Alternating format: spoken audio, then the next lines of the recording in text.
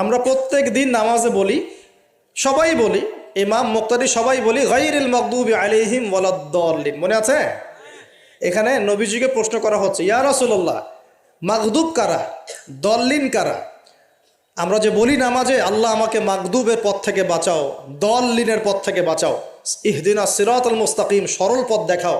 তো ইয়া রাসূলুল্লাহ সাল্লাল্লাহু আলাইহি ওয়াসাল্লাম, এই মাগদুব কারা আর দল্লিন কারা? আর নবীজি বলছেন, এক বাক্যে বলছেন, শোনো, আল মাগদুব, মাগদুব হচ্ছে হুমুল ইয়াহুদি, তারা হচ্ছে ইহুদি জাতি। কারা? ইহুদিরা কোথায় আছে এখন?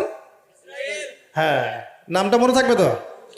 আচ্ছা, ও কিন্তু এখন শক্তিশালী, আর ওরাই কিন্তু দাজ্জালকে অনুসরণ করবে, এটা মাথায় রাখেন। আচ্ছা, আর অনেকদিন বলছি দাজ্জাল বিশ্ব শাসন করবে, মানে কি? বিশ্বের প্রত্যেকটা ডিপার্টমেন্ট শাসন করবে, বিশ্বের প্রত্যেকটা department, politics, economics, finance, world affairs, আপনার মিডিয়া, প্রযুক্তি এবং অস্ত্রশস্ত্র, সব কিছু ওর নখদর্পণে থাকবে, সব কিছু। না হলে সে বিশ্ব শাসন করতে পারবে না, সম্ভব না।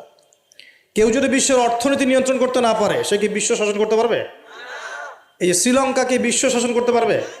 পাকিস্তান পারবে? পাকিস্তান কয়দিন পর দেউলিয়া হয়ে যাবে। পাকিস্তান কয়দিন পর কি হবে? দেউলিয়া হয়ে যাবে। হ্যাঁ, আর ওদেরকে দেখে যদি আমরা শিক্ষা না নেই, তাহলে আমাদের কপালও খারাপই আছে।